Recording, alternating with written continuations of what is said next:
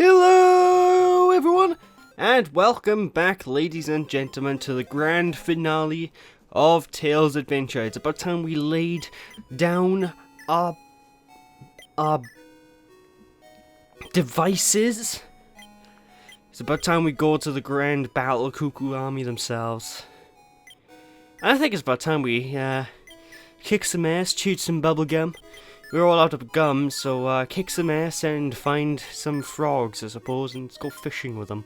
I don't know, but basically we need to go and destroy the Battle Kukku Army once and for all, which means we do need to go and equip the rocket booter to our ship, because otherwise we will not be able to actually get to the flying fortress. We will not be able to get to them without the rocket booter, so be sure to equip that. This will unlock a particular level. It's quite unique, actually.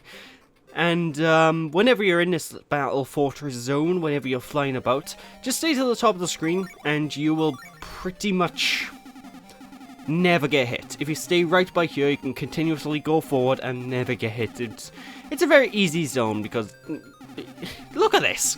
This is ridiculous. But yeah, be sure to de-equip all of a lot of your underwater based powers as well, like your spark move, for example, that only works underwater. If you have spark enabled and you go into this battle fortress zone with the spark will be useless. The spark will not kill everyone on screen. So, yeah, just enter the zone without that and just continue going forward. And there we go, that was the first part of that done. It's easy peasy. And on the second sequence by here, you're going to want to equip your anti-air missile and try and hug the right-hand side of the wall as best you can. Why the right-hand side? Because I feel the right-hand side of this wall has the least treacherous traps. You know, you have all the turrets have to either shoot you from a very specific angle, and a lot of the mooks decide to swoop in from the right of the screen and shoot leftwards. So as long as you're hugging the right side of the wall, you pretty much will never get hit during this sequence. And the only reason you will get hit is if you do a silly mistake like I just did and just run directly into the enemy laser cannons. So just continue climbing, what can I say? By the way, I have to say, I do love the Battle Fortress music. This is basically a full version of the song that plays whenever Tails' Mega Tails transforms into his submarine form. So, yeah, I really do dig this song. It's very action-packed, it's very up-tempo, which I do appreciate because we are getting to the end game right now. As soon as you jump up to the top of the Battle Fortress, you automatically start walking off, and, this is it, ladies and gentlemen. This is the final zone. But nope, Tails ain't gonna go there yet. We need to recover our health because I did get hit a couple of times. And trust me, being at full health, I do really recommend being at full health to take on this boss. Well, it's not a boss rush, but taking on this zone.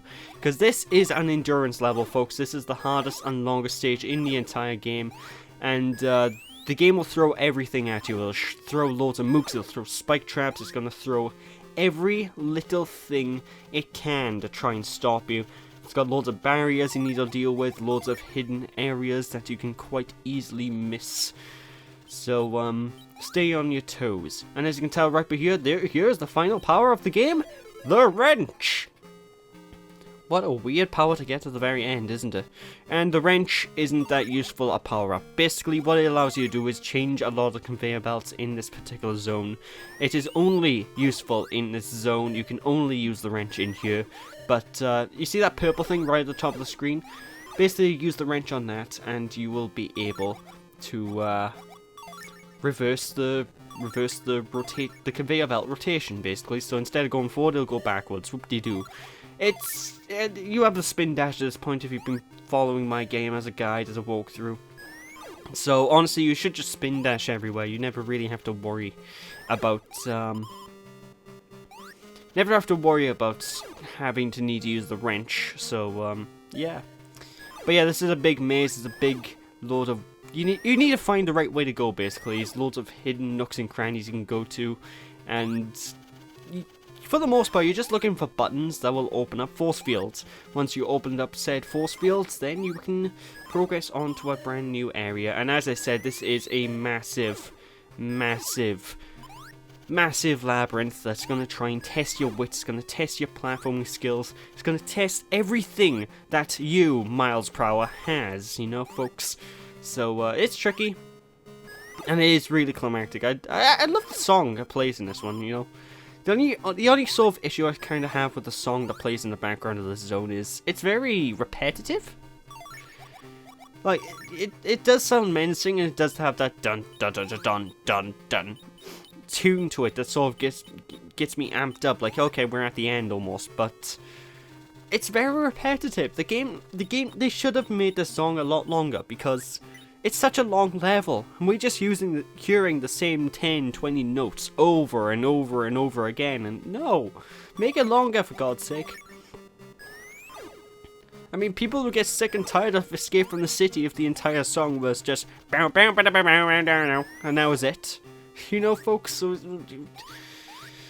and I love Escape from the City. That's one of my all-time favorite all-time favorite Sonic tunes. Actually, is that considered classic now? I know in terms of design, I don't consider it classic Sonic because it uses the modern Sonic design in Sonic Adventure 2, but in terms of game, is that considered a classic game now? Because if it is, I feel old. I don't like age. Age is bad, folks. Like, seriously, age is really, really, really bad, and I don't like it. No, sir, I do not. But now, once we go up to the secret, that's not a secret. Once we go up here, this is the second act of the zone. Unfortunately, the second act of this area has the exact same music. So, you know, if you're sick and tired of the do do do do do do do do do do do do noise, then it's not going to change much by here. But we are going to need to make use of Mecha Tails a lot during this zone. I mean, this zone loves Mecha Tails, and honestly, it doesn't surprise me, because Mecha Tails has been a constant throughout the game. It's like one of the only powers that you constantly need every single zone you go into.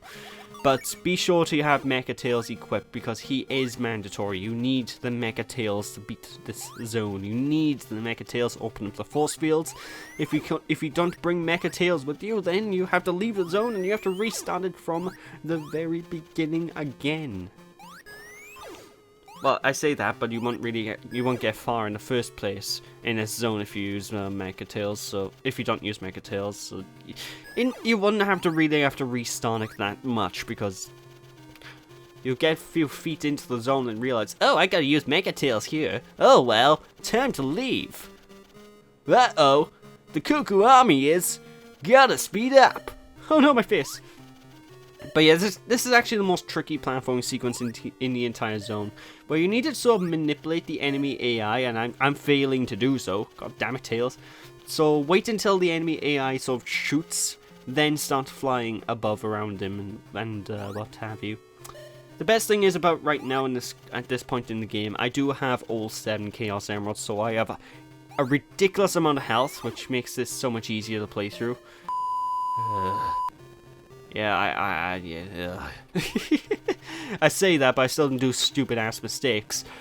But yeah, I have all the 7 Chaos Emeralds. I have maximum flight meter, so I basically can fly for however long I want now. You know, I can take as much damage. I can just tank enemy attacks, which is good, because like I said previously, this zone, it does throw everything it has at you. It throws the hardest mooks in the game, and it throws the most treacherous platforming sequences. For example, these downward arrow blocks that we saw in the previous part, they are obnoxious in this zone. And also, we need to be careful whenever we are Mecha Tails, because every now and then the little blue donut rings that some of the turrets on top of the walls will shoot at us. They will reset Mecha Tails. It's only a time-consuming thing. It's no actual big... You know, you don't have to really worry about Mecha Tails too much. He doesn't have a health bar. He doesn't get hurt if you hit the blue things with him, but... You know, it does make the progression just a little bit longer to go through. That's just something I have noticed. But yeah, just imagine how much more fiddly and finicky this would be if we didn't have hold of the Sonic icon. It would be so much more frustrating to platform through, I tell you that much. And of course, whenever you are using Mecha Tails, do not worry, you are pretty much invulnerable from all damage. All oncoming damage will just be ignored by Tails, because for some reason Tails gets titanium skin whenever he's using this thing. So, yeah, it's handy, you know, folks. It's really handy if you... It's really handy to use Mecha Tails here and get through, and you don't have to worry about damage. I like that. I like that. It's good game design. It's really good game design. What can I tell ya? But of course we are actually slowly getting up to the end point of this zone. So now, ladies and gentlemen, it's time for a boss fight. Hey, it's that Jet the Hawk sword we saw all the way back in like part 1 or 2 of the LP. Well, this guy will basically rotate around the room and occasionally shoot a Hadouken at the bottom floor. If you stay at this particular platform, I find this to be a very safe bet, because it's very rare he will come towards you and actually go into you. And every now and then he will move to the left hand side of the room and try and shoot out fireballs, which are very easy to predict. It's very easy to tell when he's about to do these fireball attacks. So, when he goes to the left-hand side of the wall, just basically land on the bottom of the platforms and just move to the left yourself so you can see him. And just, for the most part, just stay on this right platform, and whenever he comes towards you, just chuck a bomb at him, and eventually he will go down. It's more of a timing minigame, really, with this one. You just need to time your bomb throws, and eventually he will go down. The triple bomb makes this boss fight pathetically easy, because you don't even need to be all inaccurate, because the explosion spread will pretty much clip him constantly. But there we go, folks. Now it's time to fight Grand Kukku the 12th, I think. It's a really random name. Or is it the 15th? Either way, this is the Grand Kukku. This is the leader of the Kukku Army. And, yeah, this is all he does. He chucks bombs at you, so what you want to do is try to avoid his bombs as best you can by jumping into just in front of the bombs. Basically, he's going to chuck a bomb where you are. So try and move forward or backwards in correspondence to where the bomb's landing, and then chuck a bomb at him.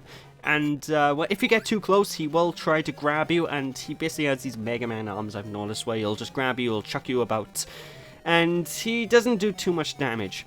Now, when you get to the second phase of the boss fight by here, he will start ducking every so often and shooting bombs in a wide spread. So what you want to do by here is just start flying above his head and start booping him with the bombs on top of his head, and eventually he will go down. It's a pretty easy boss fight, all things considered, but, you know, it's a neat battle. I like it. I enjoy it. What can I say? And ladies and gentlemen, that's it for the game, folks. We have beat it. We have destroyed the Kukku Menace. We are now victorious. Tails' adventure is now over. And there we go, ladies and gentlemen. So that was Tails' adventure on the Sega Game Gear. An absolutely... not phenomenal, but it's a well done Metroid-Vania title. It's pretty fun to play. You got loads of collectibles, loads of exploration, and I recommend people to give this a shot. You know, this is one of those love it or hate it sort of deals. And if we went for my complete well, if we went for my complete hatred towards Metroidvanias in general, I would probably love this game. I would probably go to it constantly, but for me, I'm not a Metroidvania person, so this type of game genre isn't my style, but the music is brilliant, the graphics are pretty damn good for Game Gear standards. I mean, this is a portable game on the Game Gear, you know, this is an 8-bit title, and the graphics look phenomenal for that. So yeah, good soundtrack. The gameplay, it works very well, you know, the controls work fine, you have plenty of opportunity for decent platforming. It's a fun time. I do give this a recommendation to people. So, thank you all for watching, ladies and gentlemen. Hope you all enjoyed. Don't be sheepish. And when we return next time in the Sonic franchise, we will be taking care of Sonic Labyrinth. Oh yay. I hate that game.